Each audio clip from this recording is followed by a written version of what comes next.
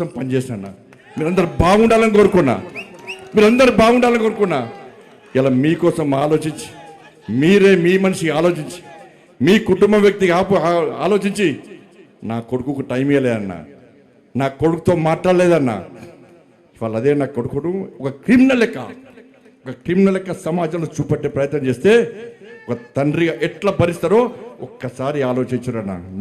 నా కొడుకు నేనేం తప్పు చేయలేనా? మేము ఫ్రెండ్స్ ఉన్నానా? మేము తప్పు చేయలే, కలిసి ఉన్నాం, ఇలా విడిపోయినాం. నేను ఏ తప్పు చేయలే, నిజాయితీగా బయటికి వస్తా అని చెప్పి ఇలా నా కొడుకు ఎప్పటికీ నేను సమర్థిస్తలేనన్నా. తప్పు ఎవరు చేసినా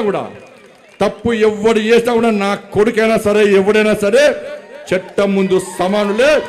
నా కొడుకు తప్పు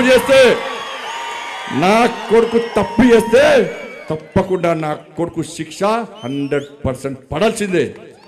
ఇలా నా కొడుకు ఒక రకమైన చట్టం, ఇంకో వ్యక్తికి ఇంకో రకమైన చట్టం ఉండాలని కోరుకునే వ్యక్తి బండి సంజయ్ గారు. సమాజంలో చట్టం ఎవరికి చుట్టం కాదు, సమాజంలో చట్టం అందరికీ సమానమన్న విషయాన్ని ఇవాళ నేను స్పష్టం చేస్తున్నానా.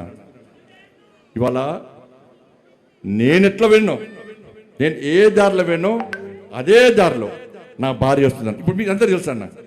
నేను మళ్ళీ ఈ నీళ్ళతో మళ్ళీ కంటెంట్ అంటారు, అదో బాధ. మళ్ళీ ఏమి నాకు కంటెంట్ కాదన్నది. ఇవాళ నేను ఎట్లా పోతున్నాను మీకు మామూలుగా తెలుసు.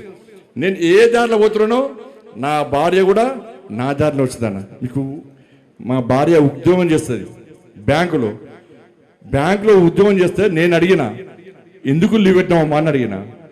నేను బ్యాంకు పోతే నా బ్యాంకు కస్టమర్ కడుకోమని కలకత్తాలో బ్యాంక్ వస్తారు అన్నది. ఏదో సమస్య కోసం వస్తారు. అన్న అక్క వదిన ఇవాళ సంజయ్కి చెప్పన్నా, ఏదో పని మీద చేస్తే బ్యాంకులు బాగా డిస్టర్బ్ అవుతుందని చెప్పి లాస్ట్కు లీవ్ పెట్టి ఇంట్లో కూర్చుంది అన్న. ఇలా కార్యకర్తలు అందరూ నాకంటే ఎక్కువ